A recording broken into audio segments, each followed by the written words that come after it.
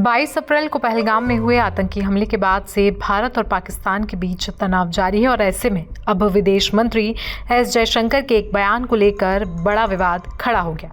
उन्होंने हाल ही में कहा कि एयर स्ट्राइक के दौरान पाकिस्तान को हमले की चेतावनी दी गई थी। इस बयान को लेकर कांग्रेस नेता और लोकसभा में विपक्ष के नेता राहुल गांधी ने कड़ी आपत्ति जताई है। राहुल गांधी ने सोशल मीडिया प्लेटफॉर्म एक्स पर एक वीडियो शेयर करते हुए लिखा कि अगर भारत ने हमले की शुरुआत में पाकिस्तान को जानकारी दी थी तो ये बहुत बड़ी गलती और अपराध है। उन्होंने सीधे सवाल किए कि ऐसा करने की इजाज़त किसने दी और इसकी वजह से हमारी वायुसेना को कितना नुकसान हुआ।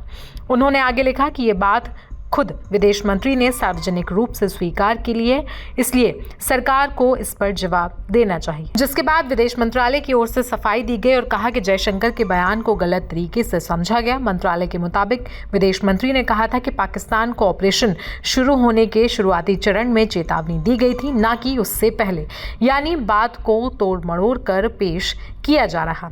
वहीं बीजेपी ने राहुल गांधी पर निशाना साधा है। पार्टी प्रवक्ता अजय आलोक ने कहा कि राहुल गांधी पाकिस्तान के दुष्प्रचार का हिस्सा बन रहे हैं और उन्होंने कहा कि गांधी परिवार पहले भी ऐसे बयान देता रहा है और अब राहुल गांधी भी उसी रास्ते पर है।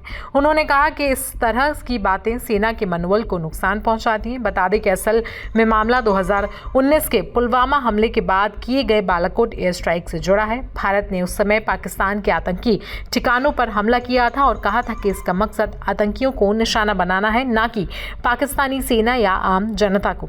अब जयशंकर के बयान के इसी संदर्भ में चर्चा हो रही थी, लेकिन उसे राजनीतिक रंग दे दिया गया।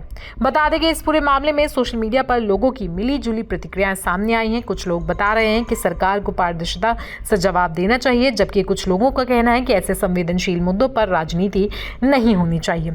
ऐसे में आपको बता दें कि भारत और पाकिस्तान के बीच तनाव को लेकर अब पीएम मोदी और केंद्र सरकार ने एक बहुत बड़ा फैसला लिया है, जिसमें 7 लोगों का गठित एक सर्वदलीय डेलीगेशन पीएम मोदी और केंद्र सरकार की ओर से तैयार किया गया है। और ये 7 डेलीगेशंस जो हैं, इनमें 51 नेता हैं जो अलग अलग विदेशी देशों में जाकर भारत और ऑपरेशन सिंधु के बारे में प्रचार प्रसार करेंगे। आपको बता दें कि राहुल गांधी के बाद गायिका नेहा सिंह राठौर ने भी सेम मुद्दे पर सवाल उठाए हैं। भोजपुरी गायिका नेहा सिंह राठौर बता दें कि सोशल मीडिया पर काफ़ी एक्टिव रहती हैं। वो सामाजिक मुद्दों पर खुलकर अपनी राय रखती हैं। ऐसे में पहलगाम हमले के बाद उन्होंने मुखर होकर पोस्ट शेयर की और लगातार बीजेपी सरकार से जवाबी कार्रवाई की मांग भी वो करती रहीं। वहीं भारत पाकिस्तान के तनावपूर्ण रिश्ते के बीच देश के साथ खड़ी नहीं। ऐसे में अब विदेश मंत्री जयशंकर ने दावा किया तो उन्होंने भी सरकार को घेरने में जरा भी देरी नहीं दिखाई। बता दें कि नेहा ने देशद्रोह को लेकर सवाल किया है। नेहा सिंह राठौर ने अपने एक्स अकाउंट पर पोस्ट शेयर किया, जिसमें उन्होंने विदेश मंत्री एस जयशंकर के वीडियो का स्क्रीनशॉट शेयर किया और सवाल करते हुए लिखा, हमले से पहले दुश्मन को हमले की जानकारी देना देशद्रोह माना जाएगा या फिर नहीं।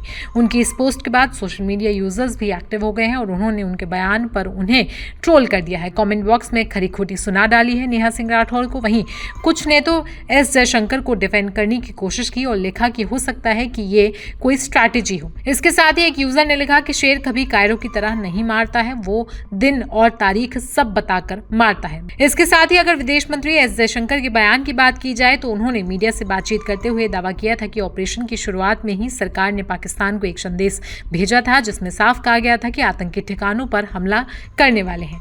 उन्होंने ये भी दावा किया कि सरकार ने साफ किया था कि पाक मिलिट्री पर कोई हमला नहीं होगा और इस प्रक्रिया में सेना को किसी भी तरीके के हस्तक्षेप से मना किया गया था। जयशंकर अंत में पाकिस्तान की हरकत पर कहते हैं कि भारत की सलाह उन लोगों ने नहीं मानी और अभी इस पर नेहा सिंह राठौर ने एस जयशंकर को घेरा है। बता दें कि गौरतलब है कि भारत ने पाकिस्तान में छुपे हुए आतंकियों को अच्छा सबक सिखाया। 22 अप्रैल 2025 को पहलगाम अटैक के बाद भारत ने 7 मई 2025 को पाक में स्थित 9 ठिकानों को निशाना बनाया। ऑपरेशन सिंदूर के तहत लश्कर से लेकर जैश तक आतंकी संगठनों को बड़ा नुकसान पहुंचाया गया। मसूद अजहर के परिवार के भी कई सदस्य इस ऑपरेशन में मारे गए। इसके बाद पाकिस्तान ने अपनी कायराना हरकत दिखाते हुए भारत पर ड्रोन अटैक किया, लेकिन यहां भी उसे मुंह की खानी पड़ी। भारत ने अपने एयर डिफेंस सिस्टम से पाकिस्तान के हमले का बचाव किया। साथ ही पाकिस्तान ने महत्वपूर्ण एयरबेस को भी भारत की ओर से तबाह कर दिया गया।